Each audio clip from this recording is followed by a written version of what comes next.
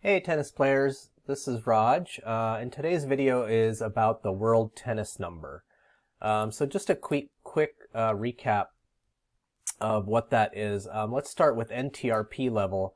Anybody who plays in the USTA leagues throughout the year knows about this number. You start as a 2.5 if you're a complete beginner, brand new to tennis, and it goes up in half-point increments from there. So as you get better, you become a 3.0, 3.5, 4.0, etc. This rating adjusts only once a year. So once a year in early December, you find out what your new NTRP level is based on your match results from that past year. Now, a lot of people find that a little bit dismaying because you only get to find out your progress once a year. You get no feedback based on this throughout the year itself. So, halfway through the year in June, if you want to know, hey, am I getting better or am I getting worse? Am I on track to getting bumped up to the next level? You have no idea based on this alone because there's no feedback loop there at all. And so there are all these other rating systems, these dynamic rating systems, which can help give you a little bit more insight into whether you're improving or not. And so the one we're going to focus on today is world tennis number. And if you talk to any USTA, like a district coordinator or a section coordinator or a state coordinator, and you ask them about why doesn't the USTA publish their dynamic ratings frequently throughout the year, they will tell you to go look at world tennis number instead. So the USTA has partnered with WTN, and this is what their answer is to that question. Is if you want to know how you're doing relative to other players, or you want to know how you're doing relative to yourself as of, let's say, 3 months ago, if you want to know if you're getting better or worse, go look at world tennis number because that number gets updated throughout the year. It's more granular for one thing. It ranges from 40 to 1 in tenths of a point. So it's more granular, it's more precise, they'll say. And it updates frequently throughout the year. So you can really get a sense of how you're doing. So today's video analyzes this number, the world tennis number, and tries and determines how accurate is it really relative to your NTRP level. In other words, could you use the world tennis number as a predictor of what your new NTRP level will be? So just some quick facts about this number. This is a backwards scale. So again, you start out at 40 and the numbers go down as you get better. So that's a unique characteristic of this scale. So if I go to worldtennisnumber.com and I look myself up here, you'll see I've got a singles number. My singles WTN is 27.3, and I've got a separate number for my doubles rating, which is 27.6. So some rating systems do this. They separate your singles and doubles. I guess because they consider singles tennis and doubles tennis to basically be two completely separate sports altogether, and that your skill level from one does not necessarily translate to your skill level to the other, because they're completely different sports. Now, I have to say I don't agree with that, but that's their prerogative. But what that means is that in order for me to do a proper analysis of how does WTN compare to USTA's NTRP rating, I have to somehow combine the singles rating and the doubles rating into a single number that I can then use to determine how good of a predictor it is of your NTRP rating. Because for NTRP, you don't get separate numbers for singles and doubles. You just get a single number for tennis as a whole. So anyway, so what I did was I scraped a bunch of data. Let me see if I can find that thing here where I show what data I scraped. So I looked at all the players in the Midwest section Ohio Valley District, which was about 4,200 players. And I grabbed their match history from 2024, and I looked at their WTN as well as their NTRP ratings at the end of the year. So just in 2024, December 3rd, the new ratings came out. So just after that happened, I looked at everybody's ratings. And that allowed me to do sort of a comparison of your WTN versus your NTRP. Just to remove data that might skew the results in a unfavorable way, I removed anyone who really didn't play very many matches, USTA matches in 2024. So anybody with fewer than 5 matches, I just took them out of the data set, because at that point you don't have enough match history to really have an accurate rating in the first place. So I just eliminated them from the data set. And then I also eliminated anybody without a computer rating. Because if you don't have a computer rating, that means you're either self-rated or you've appealed your rating. And in those cases, your NTRP rating is more of a function of what you think you are rather than what the computer thinks you are. And I'm not interested in that analysis. I want to find out how the WTN compares with the USTA's computer rating. So anyway, so I took this all these players, and I built up this giant spreadsheet with all the players and their WTNs, their singles WTN and their doubles WTN, and then also their end of year NTRP rating.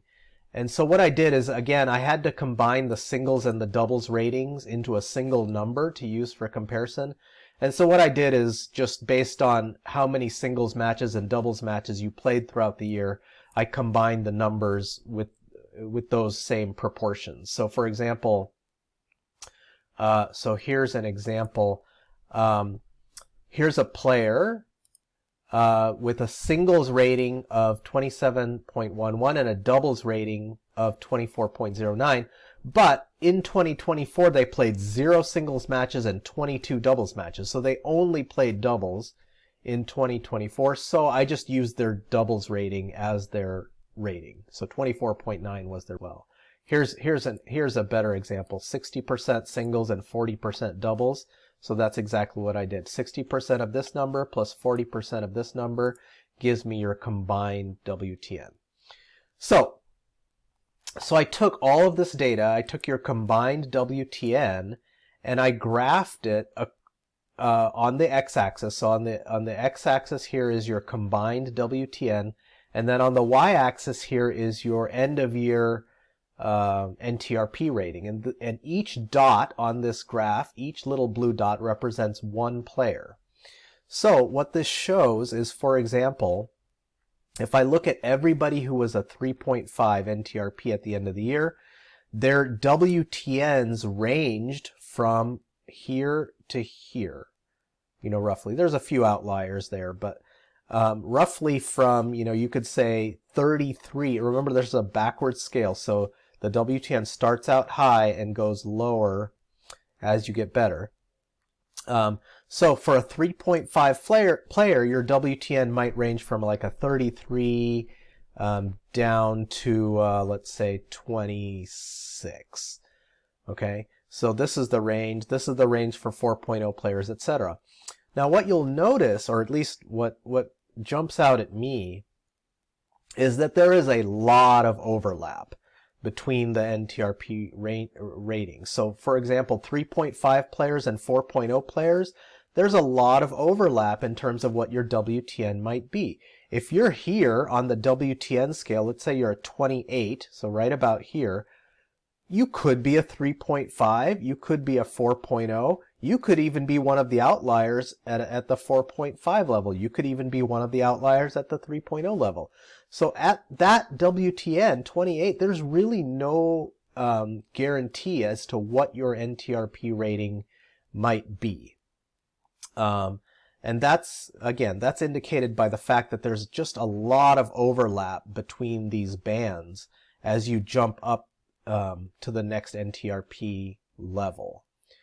Now I graphed this a different way to drive that point home a little bit better. And so that is over here. So what this graph shows is, again, on the x-axis is your WTN.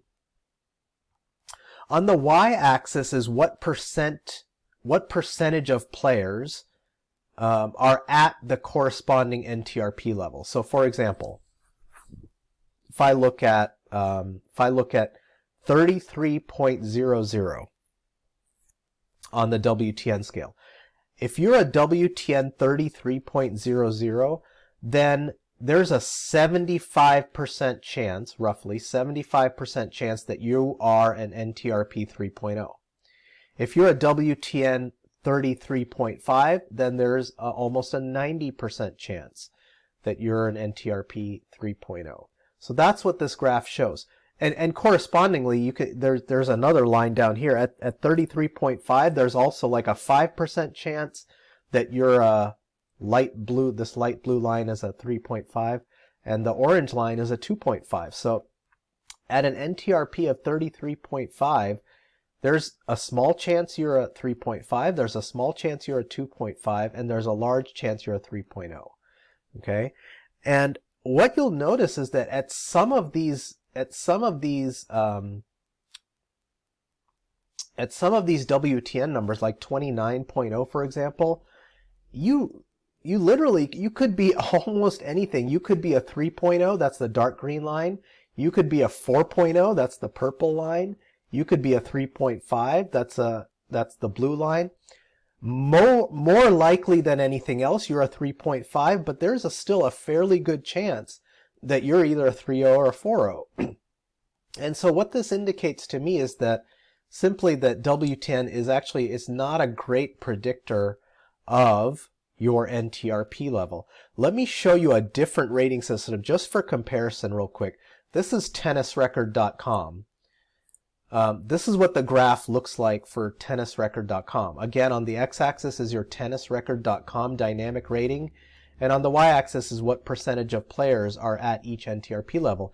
And just based on the shapes of the curves, you can see it's just a much cleaner curve, right? So, for example, at a 3.25, there's like a 98% chance that you're a NTRP 3.5.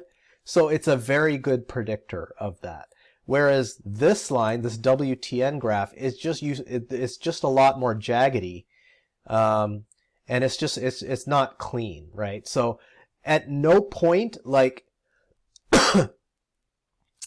even if you were in the middle of the 4.0 band, let's say the middle of the 4.0 band is a 26.2, like right about here. Even at that point, you can't even say with 90% confidence that you're actually a 4.0. The best you can get is like 70% confident. So it's really not a good predictor of your NTRP level. These numbers here are sort of the crossover points. So at 35.5, if you get if your WTN is below that, then you're more likely to be a 3.0 than a 2.5. But again, the confidence level is not great there. So and here's the cutoff point between a 3.0 and a 3.5. That would be a 31.30. 28.1 is the cutoff between a 3.5 and a 4.0, etc. So you can use these numbers. So if you're looking at your WTN, you can use these numbers as sort of a guideline for which range you are probably in.